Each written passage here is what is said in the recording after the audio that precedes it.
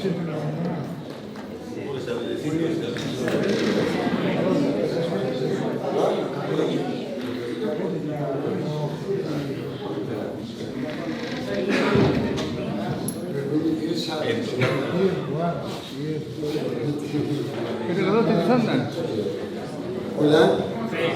Vamos a usar esto.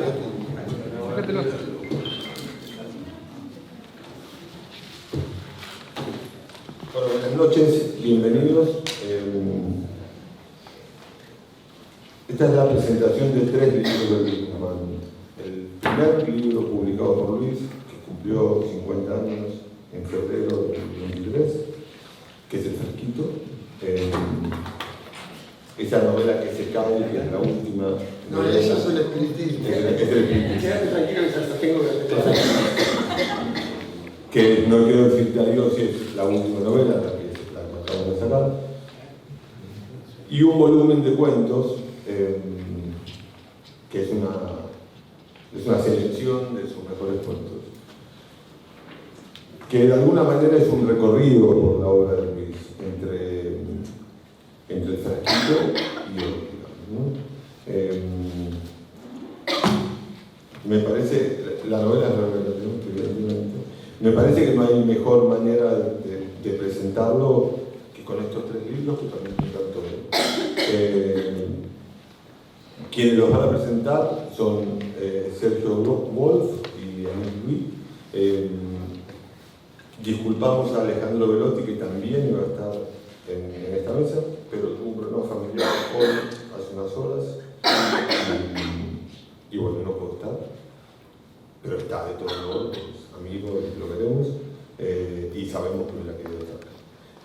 Así que ahora le doy la palabra a Sergio Wolf, luego a Nick, luego a Luis, y si nos queda un margen de tiempo, puedo haber preguntas. Gracias. Bueno, buenas noches. Gracias a Fernando y a Raza por convocarme para presentar la mesa y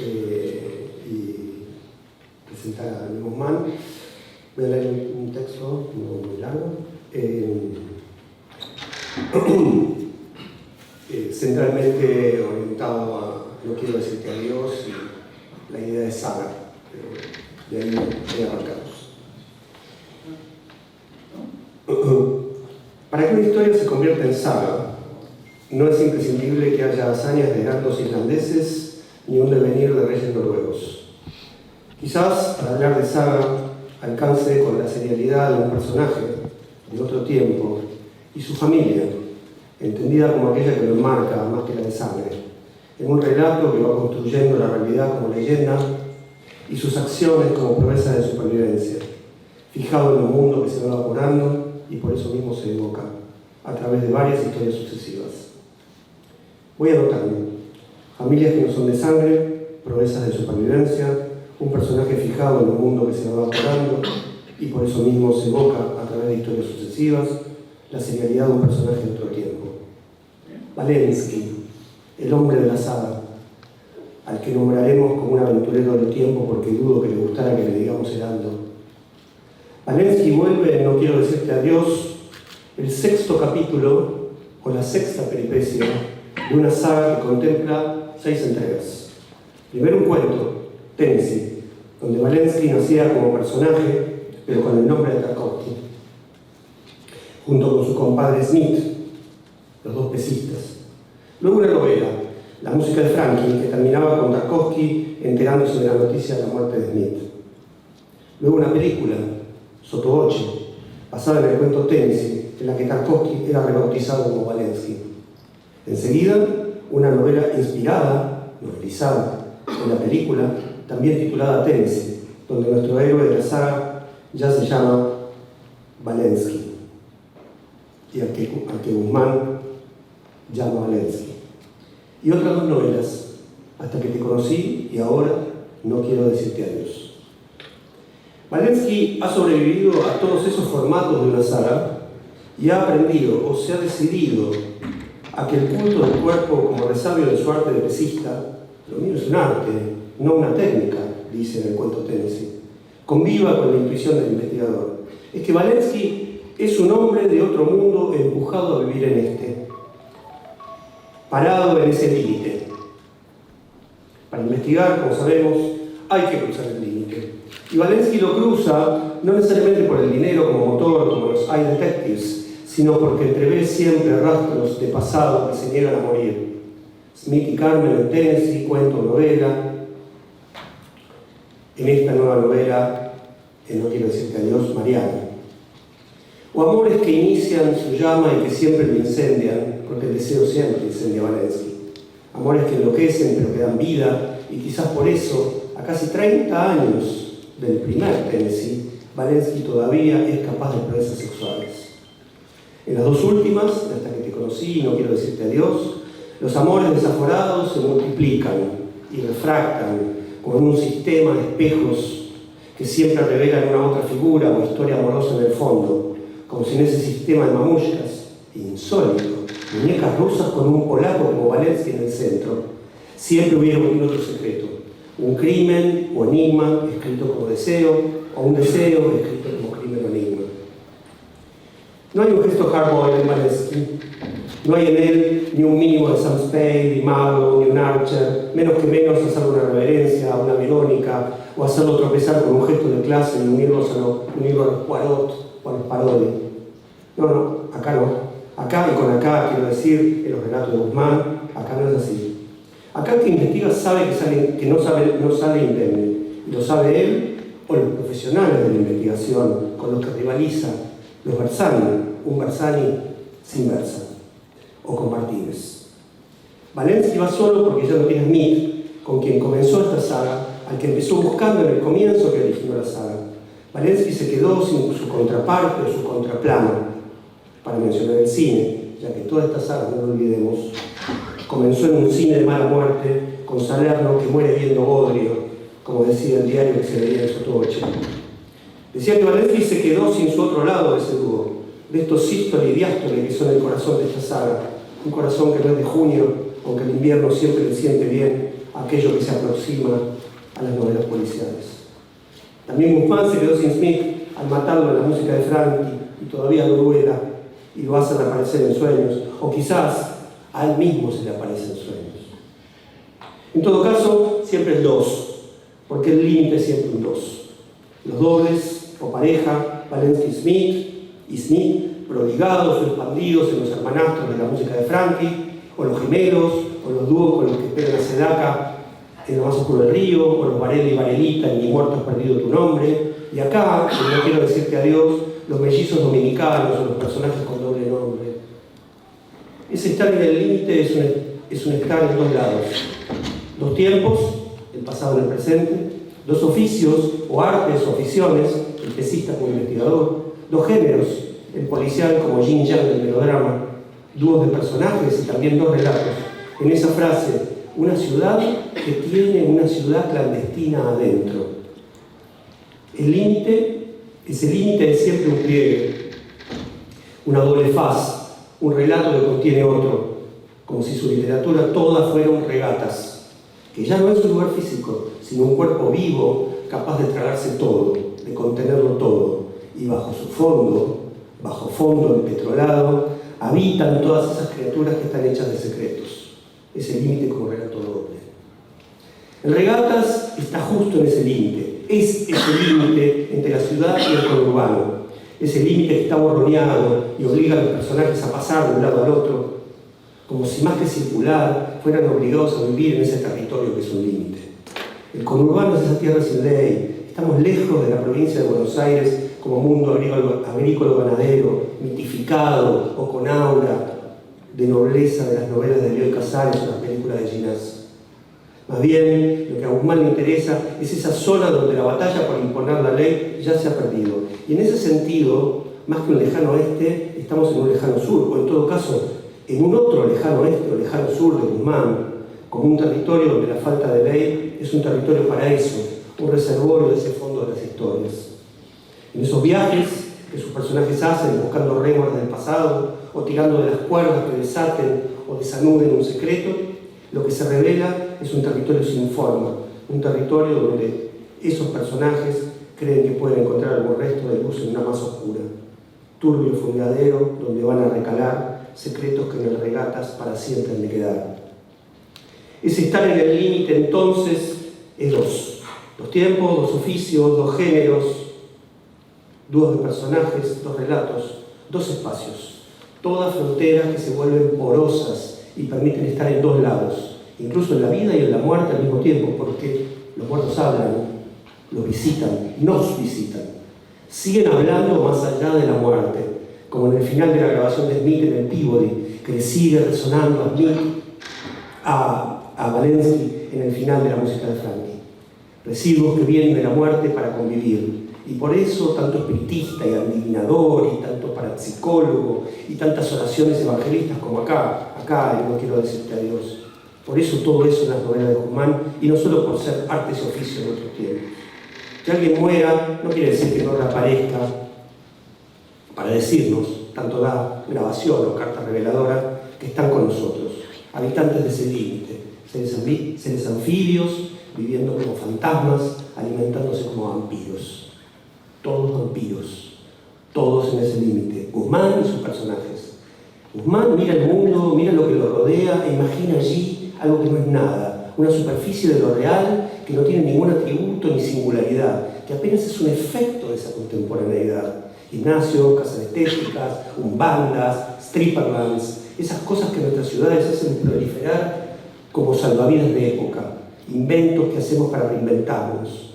Y esos lugares y los personajes contemporáneos que los habitan, Guzmán los hace convivir con profesiones, artes y oficios de un saber que no le importa a nadie, desplazados hacia el presente casi sin darse cuenta, peleteros, mano de obra des o subocupados, pesistas, jugadores de dados, reyes del sindicato de extras, entrenadores de perros clandestinos, unos y otros en el mismo lodo, como anclas que solo Guzmán hace elevar. Es por eso que no puede haber nostalgia en Guzmán, lejos de hacer desaparecer el presente para que emerja el pasado y lo suplante. Un tiempo convive sobre el otro, como si sus personajes necesitaran estar en este mundo, aún sabiéndose rémoras de otros, que vienen desde allá atrás, abriéndose paso desde el fondo de esos restos para decir que están ahí. Aunque les digan fantasmas, porque aún en esa soledad esencial no quieren ver caer las rosas muertas de su juventud. Como Walensky, que no quiero decirte adiós, vuelve a enamorarse, como se enamoró de Carmen en Tennessee, o de Clara hasta que te conocí. Ese tiempo del mundo de Guzmán, de esta saga de Guzmán, está lejos de la impostada pesadilla costumbrista del cómo somos, y también del trono en el que la nostalgia reina, diciéndonos que siempre fuimos más felices, solo que no lo sabíamos. Ese tiempo está parado en un límite, un mundo del pasado entrevisto como un sueño, como un residuo que se niega a partir. Sueños escritos en clave de vigilia. Un límite que Guzmán ha ido construyendo con lo que puede rescatar de los géneros, como quien rescata restos en el volquete de demolición de la industria cultural. Y así elige del melodrama los amores enloquecidos que terminan en el derrumbe, o los insectos velados y desvelados por insomnes, o las cartas esquivas que hacen desnivelar la lectura que veníamos haciendo, o los personajes que se esconden en sus alias porque saben que les puede pasar lo que a la esposa de Lot si miran para atrás. Y así elige el policial, que es lo mismo pero en modo de investigación, esculpido gracias a la oralidad, en la que el tono rivaliza con la información. Esa oralidad que no es exactamente la del policial, que hace del laberinto una forma y del personaje una esfinge que habla en clave. En Guzmán la oralidad no sobreactúa el filo, más bien lo atenúa, como si no existiera, sabiendo que ese filo no necesita cortar para saberse implacable. La investigación del personaje, de los personajes, va despintando capas de pasados ominosos, palimpsestos que son a la vez la forma y el tema. Eso, palimpsestos, algo que es dos cosas a la vez, otra vez el dos, el límite, lo que conecta el desenlace deliberadamente ambiguo de hasta que te conocí y para que puedan hacer, no quiero decirte adiós, como si ese estar entre, como si esos presentes fueran capas y superficies que Guzmán escribe solo para rasparlas y dejar ver que debajo había un mundo, el mundo de los que están en ese límite y no se quieren ir. No quiero decirte adiós, Walensky, no quiero decirte adiós, Regatas. Gracias.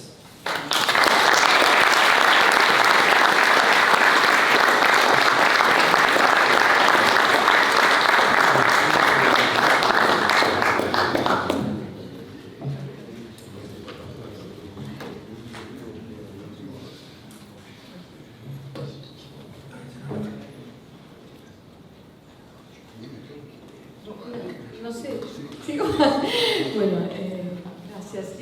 Yo simplemente quería decir que tengo cierto desconocimiento del género presentación de libros en Buenos Aires y lo veo más que una lectura sistemática. Es una serie de ejes de lectura, pero no son muchos, no se preocupen. Vamos a darle la palabra enseguida a Luis. Lo que quisiera es proponer simplemente a partir de la puesta en paralelo de dos lecturas del frasquito. A mí me dijeron que era sobre el frasquito solamente, así que no voy a dar solamente el frasquito. La primera que hice de la novela en 1988 y la que podemos hacer ahora que hice en todo caso hoy en este nuevo marco. En 1988, como saben, después de la primavera alfonsinista, leí la novela por primera vez en un marco que en realidad recordaba de modo erróneo, pero logré cotejar, que fue en el seminario. Yo creía que, porque había leído la novela, como parte del corpus del seminario de Beatriz Arlo sobre ficción y política o ideología y política, se llamaba el seminario. Resulta que, claro, fui a buscar el programa del seminario y no formaba parte, pero todas las personas que hablaron de todo el corpus hablaban del frasquito, de hecho.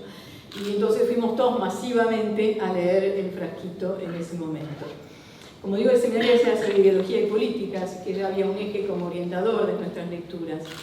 Y en principio el seminario era sobre la narrativa de la dictadura, pero la primera edición del frasquito, como sabemos, es de 1973. Pero era como el punto de referencia máximo cuando se discutían las novelas del periodo de narrativa del periodo de la dictadura. ¿Sí? Lo que yo recuerdo de esa primera lectura es ese terror o esa forma de horror descontrolado, inimaginable e inimaginado que surgía de la novela cuando lo leíamos. Y me acuerdo muy bien que nos interrogábamos, yo por lo menos me interrogaba sobre eso, porque ese horror, ese terror emanaba del texto, y sin embargo en 1988 ya habían pasado los juicios, ya teníamos conciencia de todo de lo que había pasado durante la dictadura, y yo me acuerdo haber preguntado eso. Entonces el terror literario no es lo mismo que el terror que produce la realidad, y justamente en el seminario se trataba de pensar esa relación entre ficción y literatura. Pero por supuesto no tenía respuesta, y creo que todavía no la tengo, creo que hay una especificidad el terror y el horror que pueden surgir de la literatura en relación al de la realidad, efectivamente. Lo que se me aparecía en este momento era como un clivaje, como una especie de ruptura, ¿sí?, entre lo real y la representación literaria en relación al horror y al terror, en un momento además en que la crítica y los estudiantes nos concentrábamos todos nuestros esfuerzos en pensar precisamente el vínculo entre ficción, ideología y política. Antes de entrar, además, en la obra de Luis, paradójicamente, todos conocíamos el nombre Luis, yo era un joven estudiante, pero yo tenía como una especie de rechazo. Y ese rechazo venía en mí, como de mucha otra gente, de jóvenes estudiantes de esa época, del hecho que sabíamos que era analista. Entonces, esa era una cuestión que paradójicamente nos parecía muy complicada, aunque nos interesaba a todos pensar. Yo empecé mi carrera como docente universitaria en la UBA pensando en las relaciones entre literatura y psicología, pero le teníamos como un temor a una forma de esquematismo que hubiera podido haber en el texto. Evidentemente, cuando fuimos a leer no encontramos nada de eso, sino esa explosión que es la lectura del frasquito. Y esa explosión, como podemos constatar hoy, se repite y tal vez se amplifica, diría yo, en la realidad contemporánea del 2023. Esto es al menos lo que yo pude comprobar al releer el frasquito. Para mí ese terror y ese horror habían sido en esa época paralizantes, de hecho. Y por eso pienso que fue un poco imprudente aceptar la invitación de Luis para presentar el frasquito, pero no se puede decir que no a Luis, así que bueno. Y quisiera proponer, de modo que para esta vez es un poco francés, 3 puntos de entrada a la novela, muy rápidamente. Primero, el hecho que el frasquito provoca permanentemente la impresión de estar adentro y afuera del texto, simultáneamente, en una novela que plantea también la entrada y la salida del cuerpo como centro narrativo. El segundo punto, dije que iba a ser breve, es la cuestión de la presentación de la violencia como un fenómeno con 2 caras que también son simultáneas. una violencia vinculada al hecho de ser hijos, ser hermanos, ser padres, es decir, que uno podría decir ahí está la impronta un poco del psicoanálisis, evidentemente, y de lo familiar a la vez. Y también la cuestión de lo social, ¿no? La policía, también lo familiar, la historia, etc. Hoy creo que lo que tal vez es capital en la novela es el uso del presente narrativo. Ese uso del presente muy particular en la novela hace que se vuelva indecidible. ¿Qué es lo que en lo narrado es lo deseado? ¿Qué es acontecimiento narrado? ¿Qué es fantasía narrada? ¿Qué es temor narrado? Es indecidible. El presente, por supuesto, es aquí un procedimiento y un instrumento usado por el relato contra los realismos clásicos. Hace que no sea pertinente decidir si el texto es realista o no es realista. Agregaría también a esto que la cuestión del sexo, la moral, que fue muy discutida y que llevó a la prohibición de la novela en 1977, no me llamó nunca la atención. Es decir, por supuesto es muy importante la novela, pero nunca para mí me pareció el centro del relato. Pero sí, lo que es interesante es ese ejercicio de ubicación que propone la novela, en el sentido borgiano, ¿no? En el sentido en que Borges habla de la ubicación de Almafuerte en la historia literaria argentina. La ubicación del frasquito, en dos sentidos. Por un lado, en 1973, el momento de su publicación primera, porque una de las preguntas que uno se puede hacer es, cuando lee el frasquito, es ¿dónde está la historia con H mayúscula en el frasquito? O ¿está la historia en el frasquito con H mayúscula, me refiero? Uno puede decir, como recuerdan, Figlia de Diego plantearon esa pregunta, ¿no? ¿Quién de nosotros, bajo la dictadura, escribirá al Facundo? No diría en frasquito, entonces en esos términos diría el matadero, evidentemente. También por su prohibición, por la dificultad de leerlo, por la postergación y por toda la serie de deseos que fue provocando en los lectores. En este sentido pienso que hay el cuestionamiento de los parámetros políticos para pensar la historia literaria. También me parece muy importante como gesto en la novela. En el 73 la novela no era profética, no es lo que quiero decir.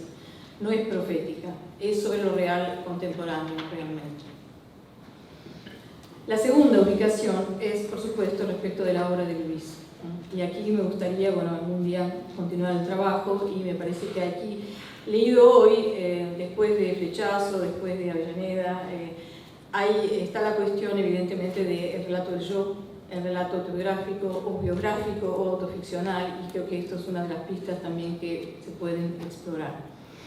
En el frasquito se usan personas narrativas, variables, efectivamente, y produce un efecto que no creo que percibíamos con mucha certeza en 1988, en todo caso yo no, que es el cuestionamiento de los límites entre ficción y no ficción. Porque lo que tiene también el frasquito es que el frasquito es un ejercicio de inmersión muy particular.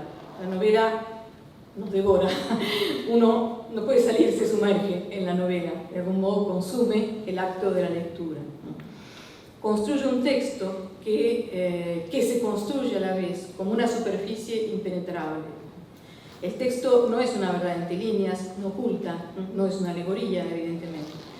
Narra todo lo que el lenguaje es decir, la indeterminación del sentido, que solamente puede ser determinado por voluntad, cansancio, habla la borgiana evidentemente, o deseo deliberado de detener el sentido.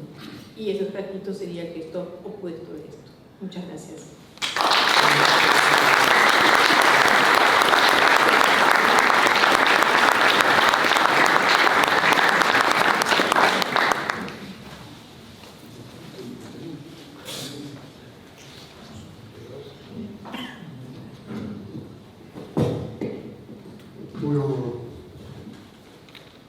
Buenas noches. Gracias al prólogo de Leonora y de Martín y a todos los que me acompañan, que vinieron. Después no creen, ¿verdad? No, cuando trabajo nunca lo cobro esa parte.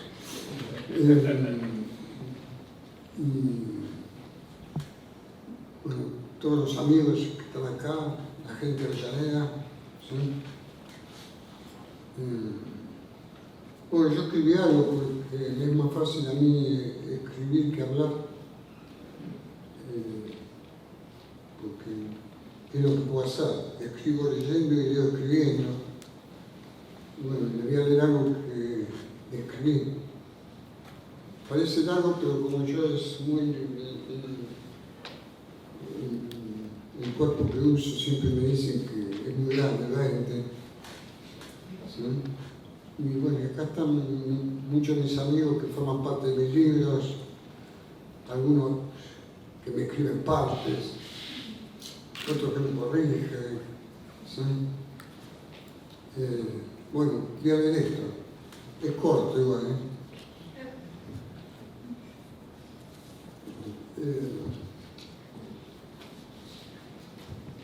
simplemente. Así, así. Ahí está. En el prólogo del frasquito, en la edición del 2009, publicado en esta misma editorial, Vichy Taroni escribe: la brevedad del frasquito, su fragilidad y su condición de noticia esporádica parecen exigir prólogos y garantías cada vez que se publica. Lo prologado ya forma parte de este libro. Nunca había pensado que esa fragilidad responde a la materialidad misma del frasquito.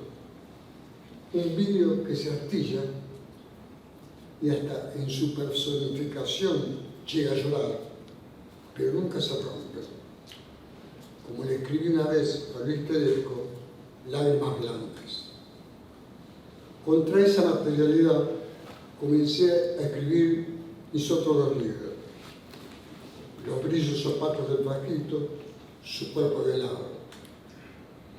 Dos figuras que intentan contraponerse y sobreponerse a la sorpresiva circulación comercial exitosa de un libro que estuvo 3 años sin lograrse publicar. En ese sentido, hay muchos de los fantasmas de lo que habla Leonora Diamant en el prólogo, en esta nueva edición.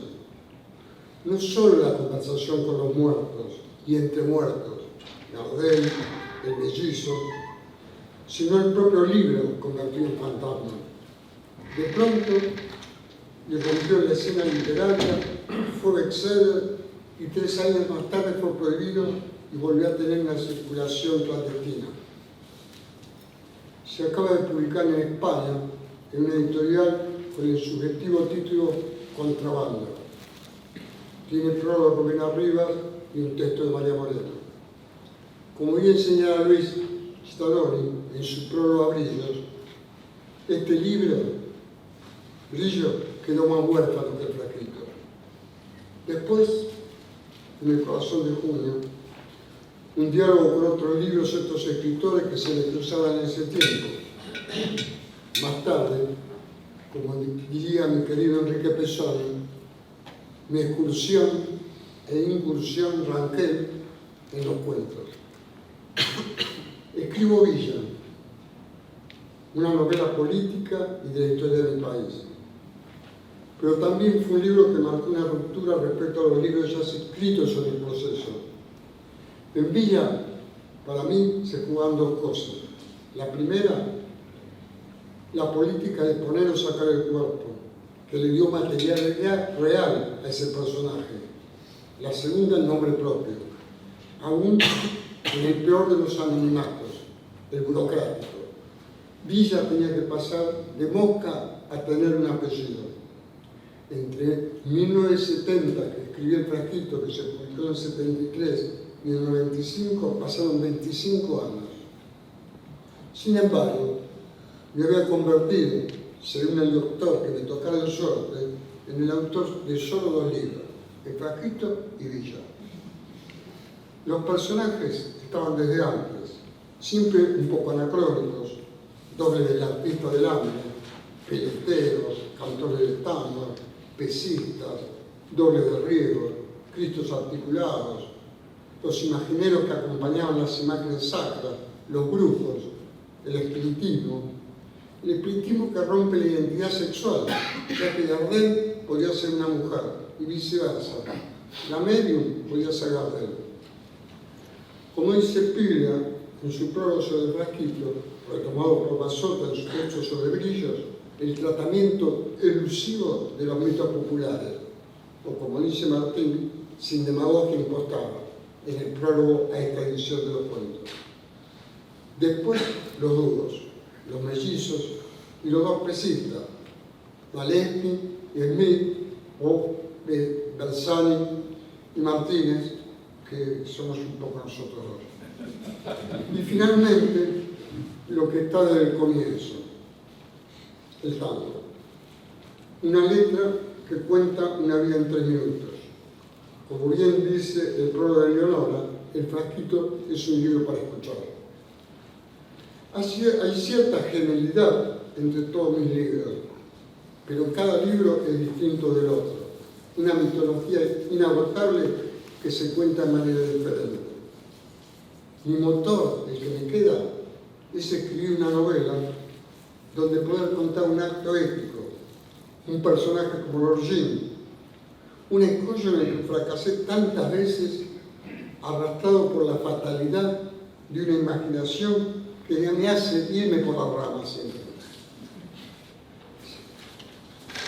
Siempre planeo historias rigurosamente verosímiles, pero mi lector cruzado, la imaginación, cruza otra historia y la novela en su plan primigenio se traiciona. Cosa que no me sucede en los trabajos psicoanalíticos o políticos sometidos, para decirlo sartreanamente, a una severa vigilancia, donde la administración de la imaginación es a costa de una renuncia a una prosa por el estilo. Cito una frase de Mansilla, que viene al caso. Todo escritor tiene una palabra favorita que lo traiciona. En el camino me di cuenta de cierta destreza para el diálogo, pero no hay cosa más complicada, como dice un amigo, que enamorarse de lo que uno cree que le sale bien. Como dice Héctor Libertera, nuestra literatura vino en la bodega de los barcos, o de contrabando, agrega Piglia. Entonces no podía tener otro origen que la gauchesca. Un Fausto que cree ver al diablo y lo ve en un escenario en la representación de una ópera.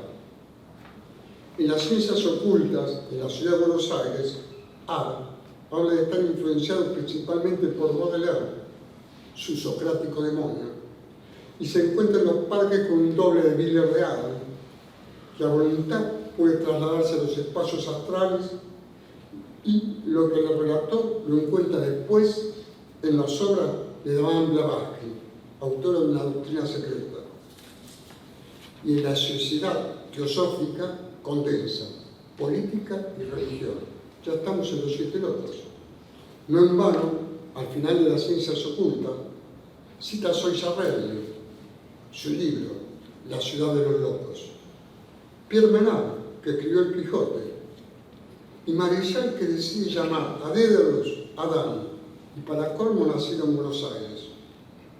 Domé, Justo Domé, que inventó a Parodi, donde el investigador es un preso. A Borges y a Bion no se le podía escapar que ese apellido solo les faltaba una letra A, ¿sí?, para la palabra parodia. De toda esa mezcolanza nace nuestra literatura amotinada. En 2 frases sitúo el asunto que siempre me atravesó. La primera es de Stendhal y está referida a Kafka. En ciertos momentos de la historia de la literatura, un escritor parece personificar la dignidad y la soledad de todos los miembros de su profesión. Al respecto, se me ocurre el nombre de un amigo, Ricardo Celarayán. La otra es del propio Kafka. El escritor en mí morirá enseguida, pues una figura semejante no tiene consistencia ni siquiera es de polvo. Esta afirmación sentenciosa separa la figura del escritor del destino de sus manuscritos, que no conocieron ni el polvo ni el fuego. Para terminar, y para la incomodidad de mi amigo, voy a parafrasear un texto de Gentes sobre la amistad. Él cuenta que el Imperio de Platón comienza con una pregunta: ¿de dónde vienes y a dónde vas? Es una manera de anunciar que el diálogo ha de ser un recorrido, aunque sin ver el camino. La indagación es el motor del caminar en conversación. Qué lindo, ¿no? Caminar en conversación. Entre los griegos se hace callejera y en el siglo XX se continúan los cafés de las ciudades.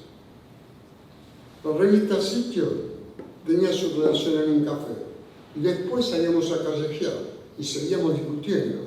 Ramón Alcalde, Eduardo Brune, Hinckley, Hugo Sabino, Luigi Toroni, Mario Levín. Eso siguió con diatriba. Se agregaron Fagnani, Jorge Palán y Marcelo Gallardo. Mis libros están hechos y deshechos en ese callejear de la amistad donde las palabras se atropellan. Hoy muchos de los nombres están aquí presentes. Otros, como Ricardo Piglia, Germán García y Osvaldo Lamborghini, están en el callejar de la memoria. Muchas gracias.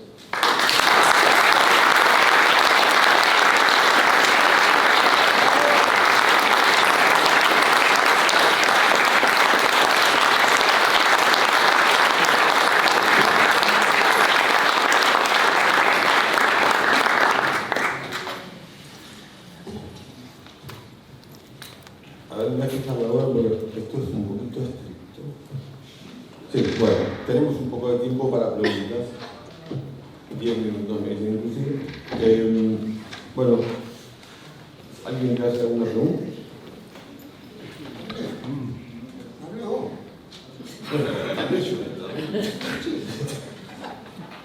No es así. No, yo tengo es así. una pregunta, pero por algo que dijo él que no me acordaba. ¿Por qué cambia de nombre Valinsky? ¿Por qué qué? ¿Por qué en un momento pasa a llamarse Valinsky? Ah, yo le conté. Bueno, vos, o sea, la pregunta es a vos, no es. Exactamente. Ah, ¿quién es? ¿A mí? Yo lo sé porque le creo. No, pero es que yo le puse, ¿cómo era? Era un disparate, porque después cuando me di cuenta que el director de cine, por eso se lo saqué. ¿No? Y aparte, porque el claro cuando se llama Tardeschi, entonces iba a parecer un poco plagio. Entonces, por eso se me ocurrió Valinsky, y que siempre, yo me lo imagino un amigo que se llama Luis Yesca, que le digo el polaco, y sí, no tiene nada de polaco, no sé por qué dicen polaco, porque vasco, pero él para mí es Valinsky. Y digamos, bueno, lo que decía de él, es muy difícil, a mí me cambió mucho cuando Mario Levín hizo la película, en el sentido de que lo que vos escribís lo dice en cuerpos reales. Es un problema. Y cuando también se hace en teatro, cuando se hizo en Colonia de la Fiesta con mi hermano, con Palán, ahí te cambia mucho la cuestión, ¿no es cierto? Como dice ella, bueno, yo en el Frasquito escribía todo igual, digamos, no había para mí diferencia entre, podía hablar del Padre, la Madre, el Espíritu Santo, que era, todos hablaban igual. Cuando empecé a contar, por eso digo lo de Enrique Pesoni, porque decía que cuando yo balbuceaba en inglés era como un ranchero. Entonces, ahí empecé a escribir cuentos, porque si no los cuentos eran de Brian, de todos. Yo digo, ¿por qué no puedo escribir cuentos? ¿No? Sí, obvio, escribí. Y ahí me empecé a traer, digamos, a empezar a escribir cuentos.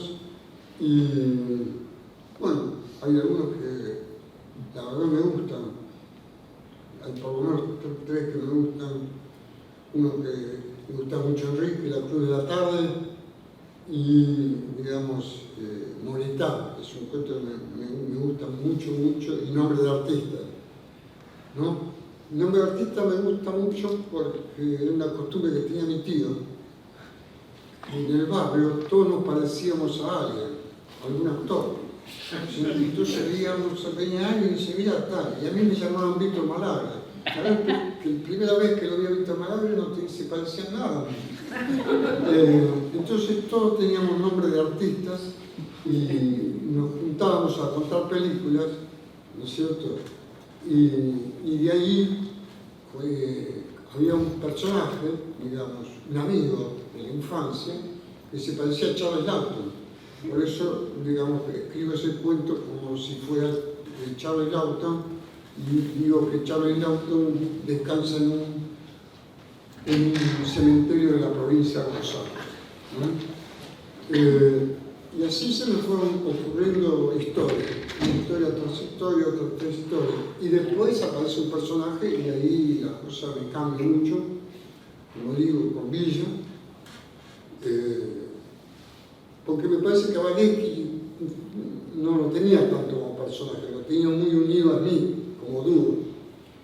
Entonces, cuando me surge Villa, bueno, ni me di cuenta de lo que escribí, quiero decir, la verdad. Y después, la novela que más me gusta, la mía, que es El Peletero, que es la que menos le gusta a mis amigos.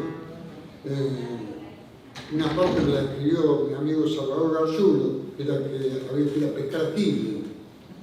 Entonces le digo, escribime la parte de pesca, porque él se va a pescar, no sé. Entonces digo, escríbeme esa parte, Marcelo. Entonces, y me escribió Moby Dick, ¿viste que le escribe? Con enjundia. Sí, escribe muy bien, ¿viste? Entonces, como dice, ¿quién que escribe como la Biblia castellana de...? Entonces, me mandó un texto que lo tuve que asornar un poco digamos, a la novela.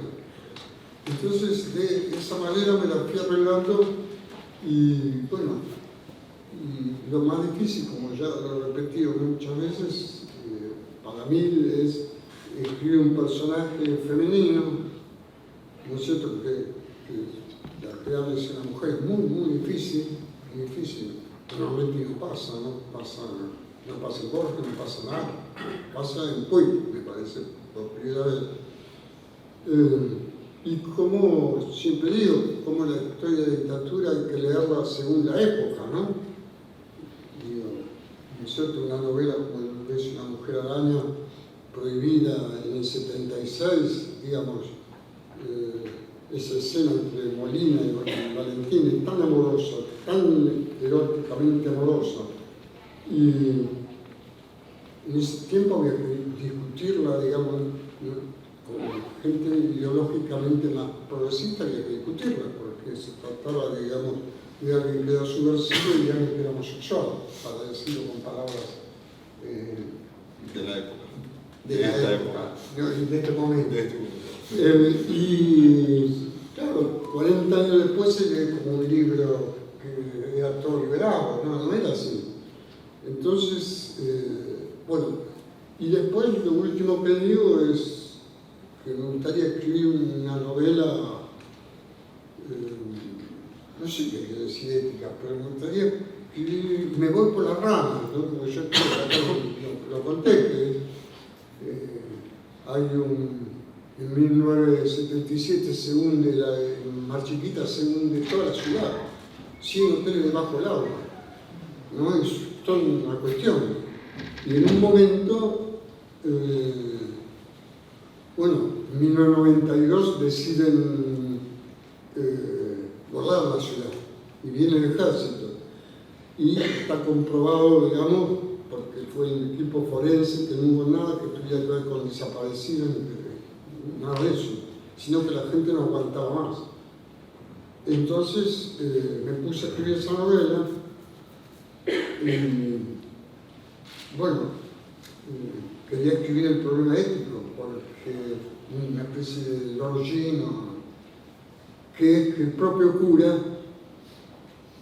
vuela a la parroquia y dice a la parroquia, la vuelo yo. Y a mí me parece que es un acto que hay que hacerlo.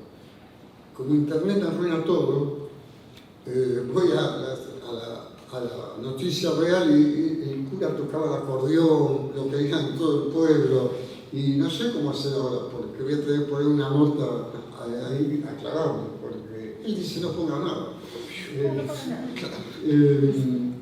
Pero realmente me pareció que un acto ético, entonces inventé, digamos, que en confesión viene alguien y le dice, porque es un lugar donde hay mucho flamenco, y yo inventé que va alguien y le confiesa en confesión a este hombre, al cura, que hay un asesinato ritual de las aves y que por eso el cura se queda pensando y se las come. Entonces el cura piensa que la inundación puede venir por eso. Y entonces me empecé a ir por ahí, me fasciné con el flamenco. Y después dije, no, se trataba de esto, no me puedo apartar de esta cuestión que me parecía que era necesidad. No creo que me salga bien, porque es muy interesante la historia de los, ¿no? Que se comen y me gustaba más la historia de que... Pero es una decisión del hombre, pero el hombre parece que es buenísimo. Entonces yo tenía que inventar algo por lo cual es rechazado por la comunidad. Entonces digo que era un cordobés pero no tenía tonada. Cordobesa. Eso es raro que no se le ocurre para que quede rechazado. Entonces a partir de eso empiezo como a construir el personaje. Y después la novela de tango que tenemos ahí para sacar, 2 historias que realmente, bueno, para mí, claro, cada cosa que escribo en España me decían, pero la novela que escribió pasaron hace 50 años y tenían, no sé si estaba tan equivocado. Entonces no me puedo ayornar y poner un celular en la novela porque se notaría muy rápidamente. Y acá mi amigo Garchuelo un sensor, porque desaparece una persona y una mujer que le dice, le dice, hoy en día también los celulares, me dice, no puede desaparecer tan fácil. Vos seguro que concordás con él. Entonces yo le tenía que arreglar todo el tiempo para que, entonces que no tienen celular, digo, me las tengo que arreglar con esas cosas. O sí, con la verosimilitud, que generalmente fracasa, ¿no? Pero que salvo en Villa, nunca hay ubicación temporal. ¿En salvo Villa? En Villa, que sí hay una ubicación en el momento histórico preciso, etc. Cuando empieza, cuando termina. En tus demás libros no hay una ubicación temporal. 1984, 19, lo que sea, ¿no? Es un tiempo más mítico. Sí, eso es cierto. Pero para poder escribir Villa tuvieron que pasar 20 años para mí, digo, de la situación real, digamos, porque la escribí en un mes, en 1995. Entonces, digamos, ese espacio de tiempo me dio a mí la posibilidad de que no hubiera, digamos, una moraleja de entrada. Está narrado, creo que la primera novela está narrada de un personaje que, digamos, no es víctima, tampoco sé si es victimario, o si es victimario casi por su ausencia de acción. Por indolencia. Por indolencia, ¿no? Entonces, es cierto, pero es que son míticos. Pero es cierto que son míticos, pero ahí tenés un problema, porque es lo que te pasa. Tenemos 2 problemas. Uno es el mítico, el otro es un problema temporal que tenemos que ir cerrando. Bueno, vamos. Que ahí, acá no hay tiempo mítico. No, está bien, yo estoy de acuerdo con vos, pero es un minuto nomás. Bueno, dale. No, te digo que me parece que es cierto lo que decís, pero es lo que. A ver, yo creo que el diario de Arre del Cerro es una novela muy buena, pero está complicado, me parece, por el lenguaje tan puntual y coloquial. Entonces, con Borges, o ¿qué pasa en la Pensión de Morel? Casi no hablan los personajes. Entonces, ni bien hablan en yo, se les vuelven muy inmediatamente en lo contextual. En cambio, con Borges, lo que cuenta de la verdad terminal no tiene ese problema, ¿no? Pero bueno, digo... Sí, yo casi bien, ¿no? Bueno, muchísimas gracias.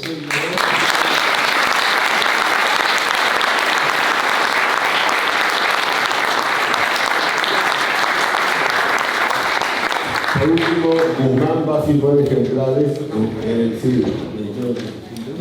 el stand de DASA, que es el 720 del Pabellón Azul.